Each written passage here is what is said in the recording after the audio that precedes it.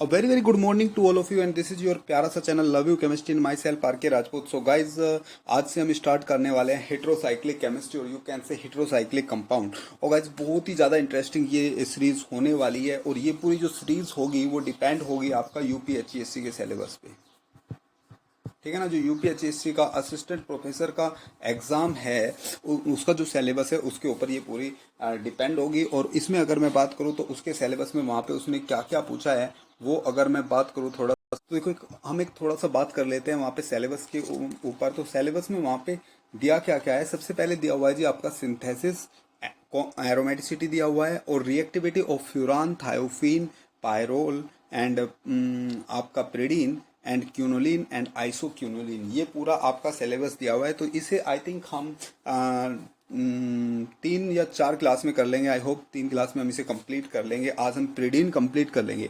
तो guys let us start. So सबसे पहले अगर मैं बात करूं what are the heterocyclic compounds, क्या होते हैं हेट्रोसाइक्लिक कंपाउंड। तो देखो नाम से ही पता लग रहा है इसमें दो चीज आ रही है, एक तो आ रहा है हेट्रो और एक आ रहा है साइक्लिक। इसका मतलब ये जो कंपाउंड होंगे इनमें रिंग प्रेजेंट होगी, साइक्लिक कंपाउंड होंगे।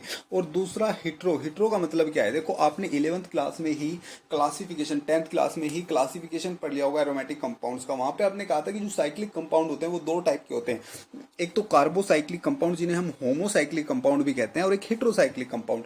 कार्बोसाइक्लिक कंपाउंड या होमोसाइक्लिक कंपाउंड वो कंपाउंड होते हैं जिनमें रिंग में ओनली कार्बन प्रेजेंट होता है। फॉर एग्जांपल आपका साइक्लोहेक्सेन, और अगर एरोमेटिक की बात करूं तो बेंजीन। ठीक है ना, इन कंपाउंड्स में ओनली कार्बन प्रेजेंट है तो ये कंपाउंड्स क्या कहलाएंगे, ये कंपाउंड आपके कहलाते हैं कार्बोसाइक्लिक या होमोसाइक्लिक कंपाउंड। ठीक है ना, लेकिन अगर मैं हेट्रोसाइक्लिक कंपाउंड की बात करूं तो रिंग में क्या होता है, किसी भी एक कम से कम एक कार्बन की जगह क्या आ जाता है, एक हेट्रो एटम आ जाता है। हेट्रो एटम वो नाइट्रोजन हो सकता है, वो आपका सल्फर हो सकता है, वो आपका ऑक्सीजन हो सकता है। इनमें से कोई भी हेट्रो एटम वहां पे प्रेजेंट हो सकता है और उसके बेसिस पे उसके नाम और कैरेक्टरिस्टिक्स, प्रॉपर्टीज और यूजेस अलग अलग होंगे। ठीक है ना, तो अब देखो जो हेट्रोसाइक्लिक कंपाउंड हो सकते हैं वो दो टाइप के हो सकते हैं, या तो वो आपका सैचुरेटेड रिंग हो या वो आपका अनसैचुरेटेड यानी कि एरोमेटिक कंपाउंड भी यहाँ पे हो सकते हैं। तो यहाँ पे हम जो हेट्रोसाइक्लिक केमिस्ट्री पढ़ने वाले हैं वो एरोमेटिक हेट्रोसाइक्लिक कंपाउंड्स की ही बात करने वाले हैं। So let us start. तो देखो जैसे कि सबसे पहले मैंने यहाँ पे लिखा हुआ है आपका ring contains at least 1 hetero atom. इनमें क्या होता है, रिंग में एटलीस्ट 1 हेट्रो एटम, कम से कम एक हेट्रो एटम प्रेजेंट होता है। ठीक है ना, दो दो हेट्रो एटम वाले भी होते हैं वैसे तो, जैसे कि इमिडाजोल वगैरह। ठीक है ना, तो कम से कम एक हेट्रो एटम यहाँ पे प्रेजेंट होता है और हमारे सिलेबस में भी वही है जिनमें एक ही हेट्रो एटम है। तो अब अगर मैं इनके एग्जाम्पल की बात करूँ तो इनका अच्छा सा एग्जाम्पल है प्रिडीन, दूसरा पायरोल, फिर आपका फ्यूरॉन और थाइफिन, ये आपके एग्जाम्पल्स है। क्यूनोलिन भी होता है, फिर आपका आइसोक्यूनोलिन, बहुत सारे एग्जाम्पल्स यहाँ पे हो सकते हैं, लेकिन मैंने कुछ जनरल एग्जाम्पल आपको यहाँ पे दे दिए हैं। प्रिडीन की बात करूँ तो प्रिडीन में क्या है, ध्यान से देखो, एक 6 मेंबर्ड रिंग है, बेंजीन रिंग आप मान लो, और बेंजीन रिंग में आपने एक कार्बन को हटा के वहां पे नाइट्रोजन लगा दिया, तो this is your प्रिडीन।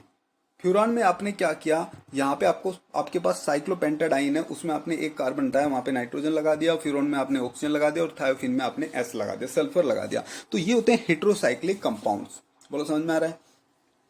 And these compounds are very important. ये कंपाउंड होते हैं ये बहुत ही ज्यादा इंपॉर्टेंट रोल प्ले करते हैं इन डेली लाइफ केमिस्ट्री, या मैं बात करूं केमिस्ट्री, पूरी केमिस्ट्री में बहुत ज्यादा इंपॉर्टेंट रोल प्ले करते हैं। देखो जितनी भी आपकी मेडिसिनल केमिस्ट्री है, मेडिसिनल केमिस्ट्री में तो बहुत सारे कंपाउंड्स, बहुत सारी मेडिसिन आपको ऐसी मिल जाएगी जिनमें हेट्रोसाइक्लिक कंपाउंड्स प्रेजेंट होंगे। चाहे वो मेडिसिन आपकी ह्यूमन से रिलेटेड हो, चाहे वो मेडिसिन आपकी एग्रीकल्चर से रिलेटेड हो, बहुत सारी मेडिसिन में आपको हेट्रो एटम्स देखने को मिल जाएंगे।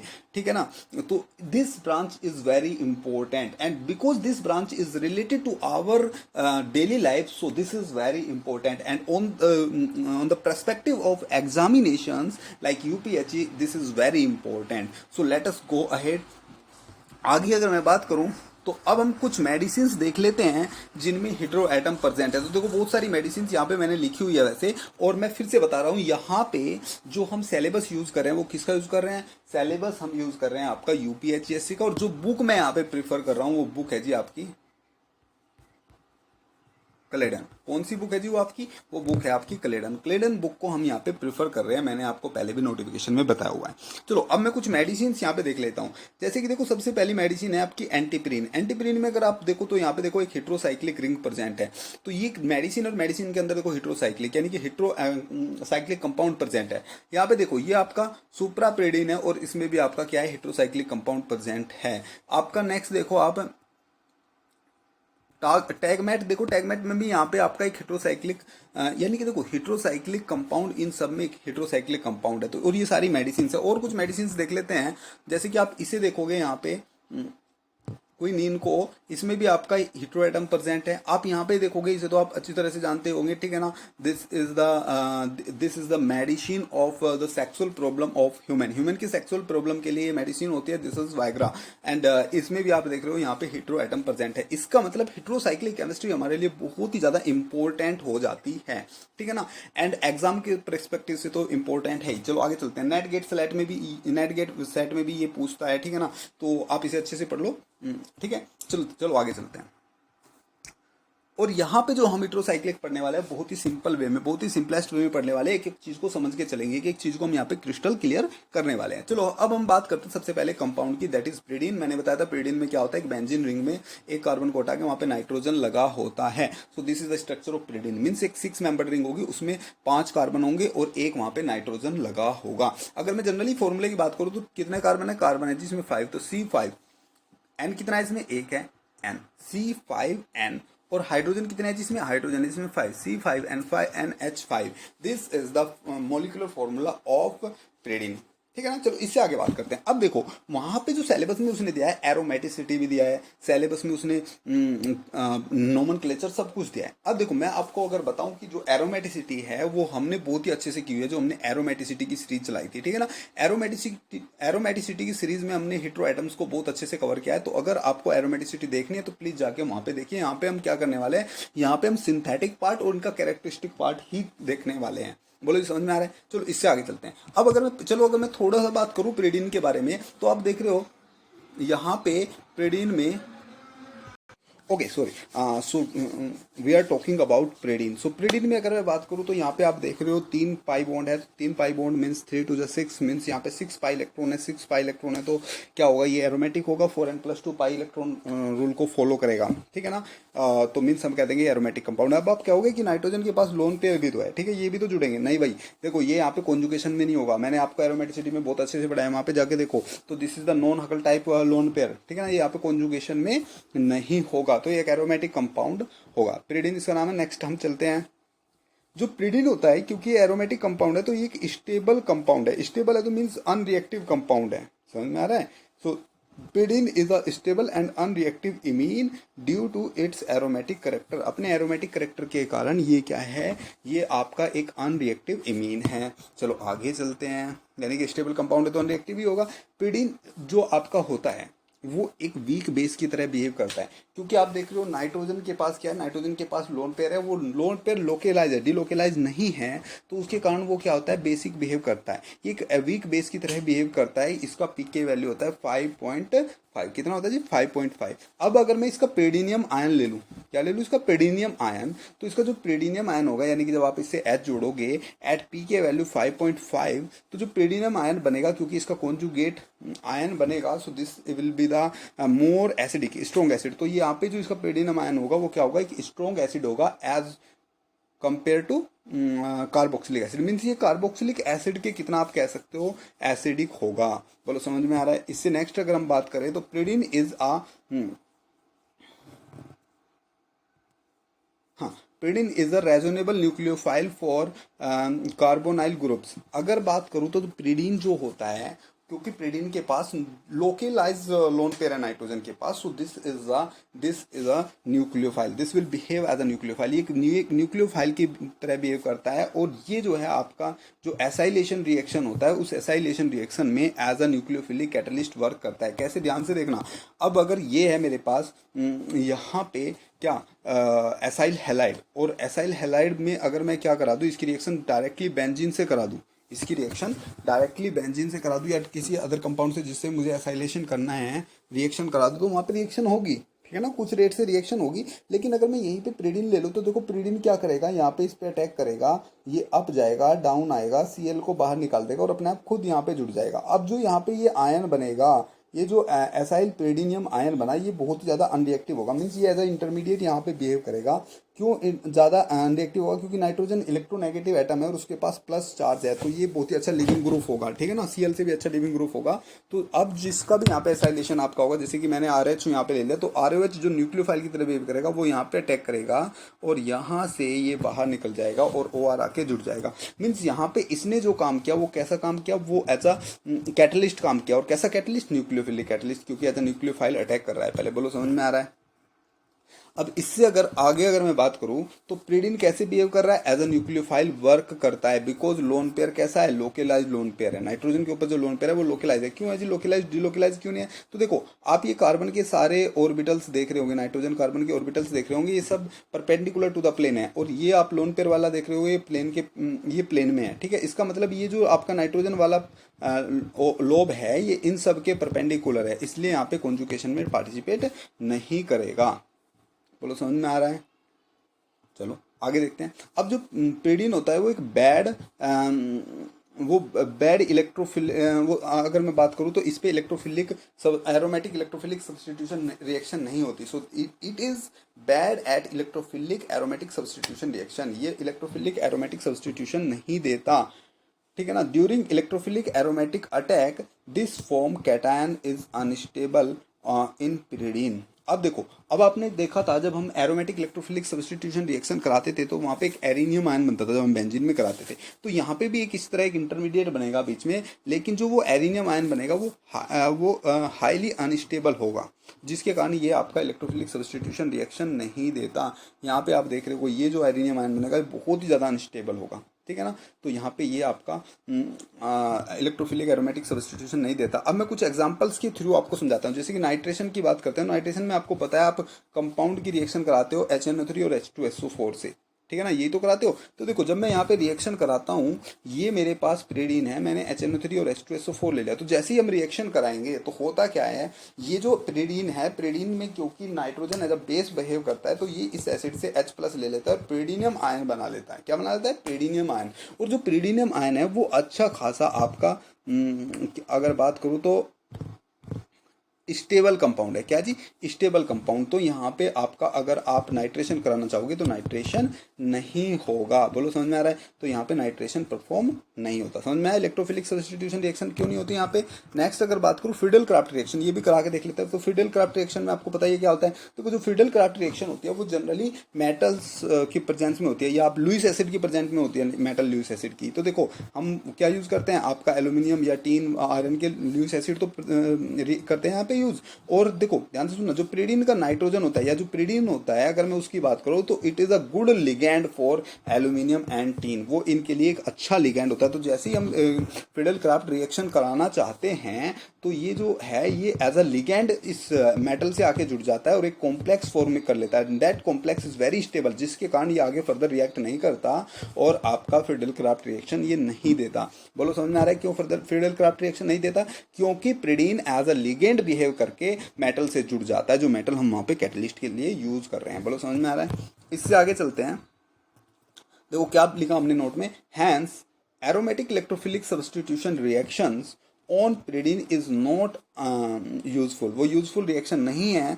The ring is unreactive and the electrophile reagent attack on nitrogen acting that ring even less unstable. यानी कि होता क्या है, होता ये है कि वो इलेक्ट्रोफाइल रिंग पे अटैक करना करके नाइट्रोजन पे अटैक कर देता है, नाइट्रोजन से उसका हाइड्रोजन जुड़ जाता है या नाइट्रोजन के साथ वो कॉम्प्लेक्स बना देता है, जिसके कारण वो रिंग अनस्टेबल हो जाती है और वो इलेक्ट्रोफिलिक सब्स्टिट्यूशन नहीं देती। तो आप याद रखोगे आपका प्रीडिन एरोमेटिक इलेक्ट्रोफिलिक सब्स्टिट्यूशन रिएक्शन नहीं देता। क्यों नहीं देता? वो केस आपने पढ़ ली।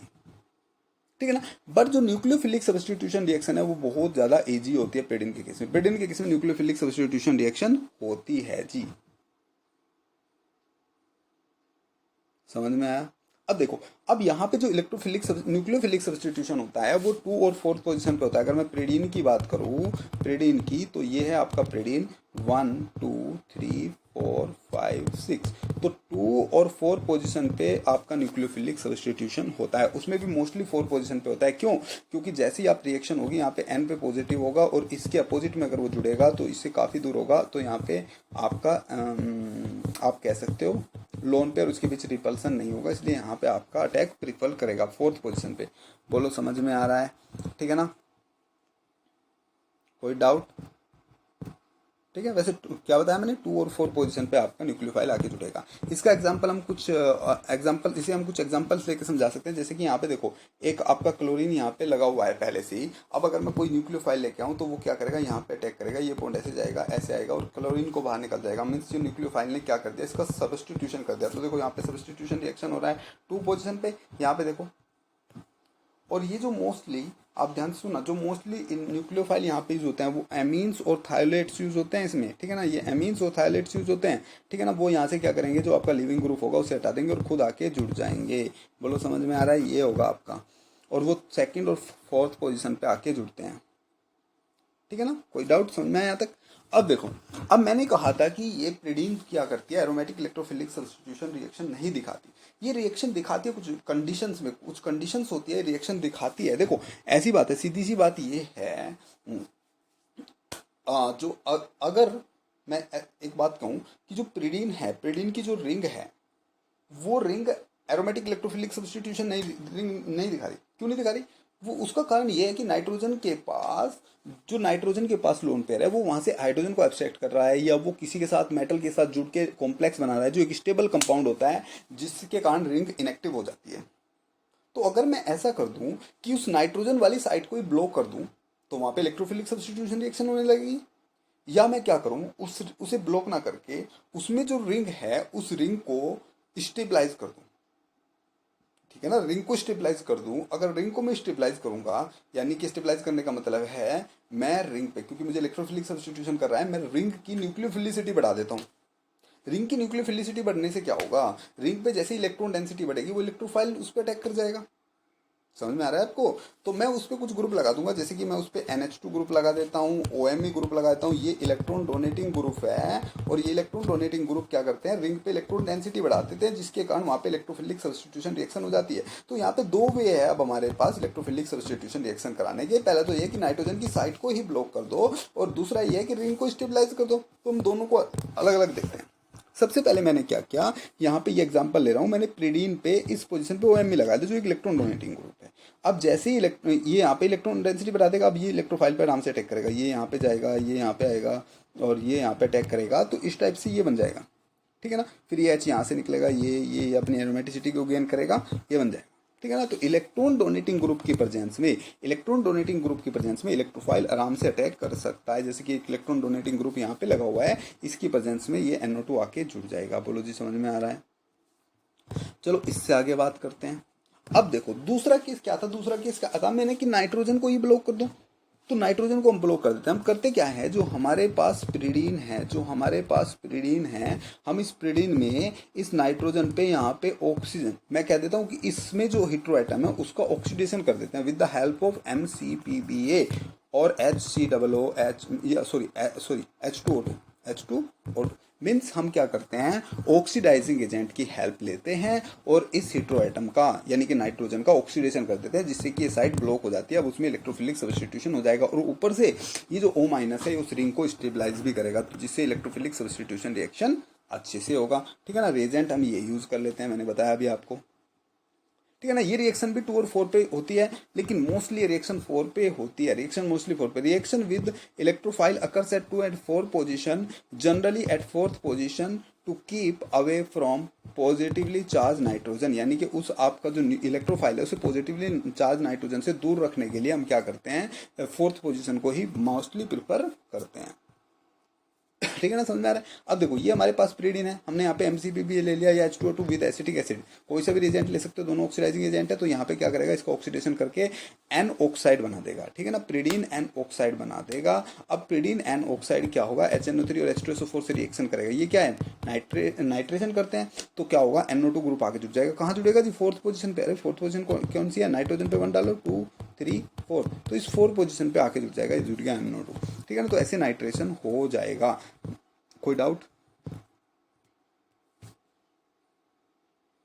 उसके बाद में क्या करेंगे, हम एक ट्राई सब्स्टिट्यूटेड फॉस्फिन लेंगे, पीपीएक्स3 वगैरह कुछ ट्राई सब्स्टिट्यूटेड फॉस्फिन लेंगे और उससे जो ये आपका नाइट्रोजन ऑक्सीजन बॉन्ड है उसे ब्रेक करा देंगे।